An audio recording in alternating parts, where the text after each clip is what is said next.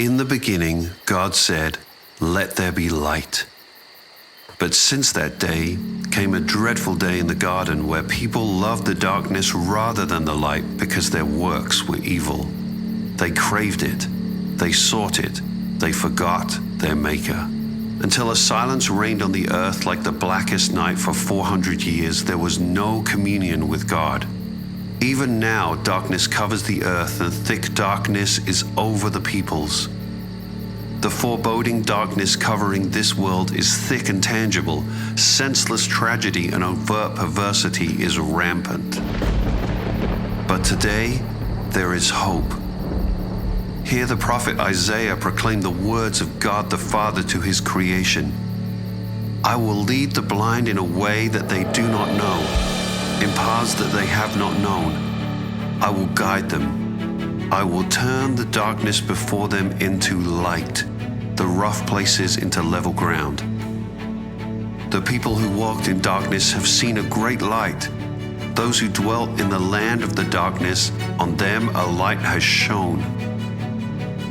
For God, who said, "Let light shine out of darkness," has shone in our hearts to give the light of the knowledge of the glory of God in the face of Jesus Christ.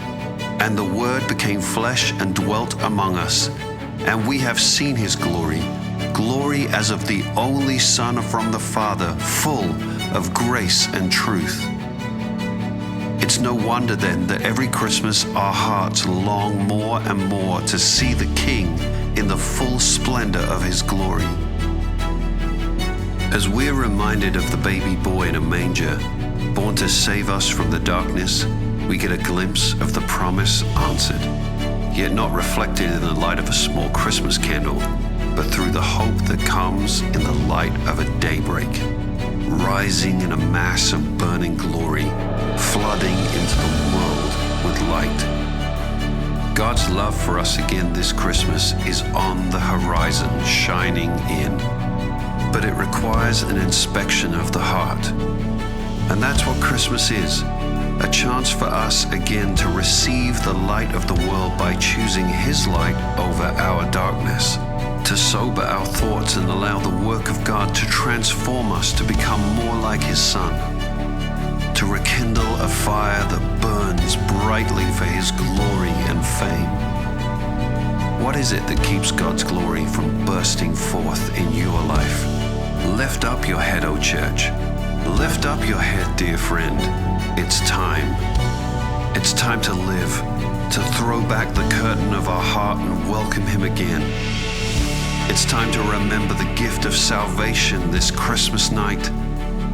It's time to respond to the revelation of his glory. It's time to let the light in.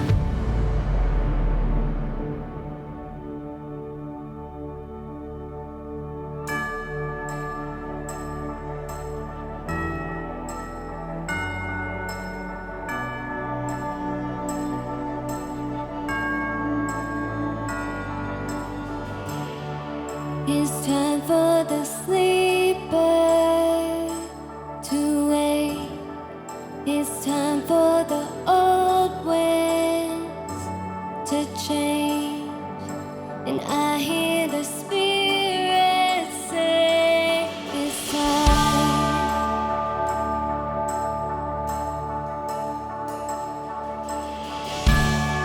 It's time for the dead man to rise. It's time for the great light to shine. And I hear the Spirit say, it's time.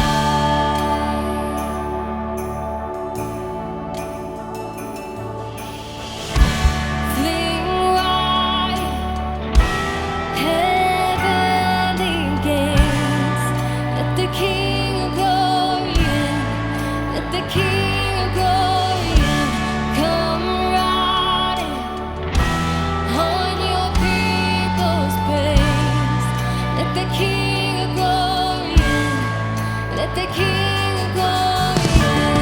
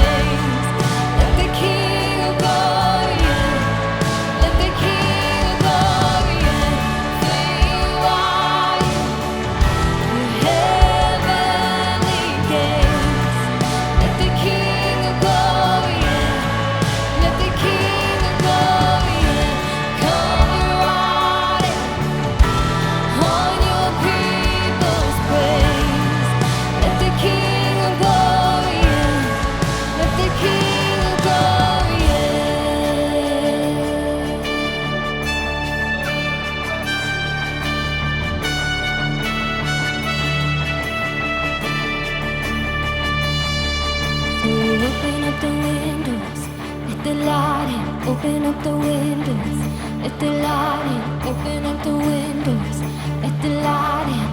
Let the light in, let the light in.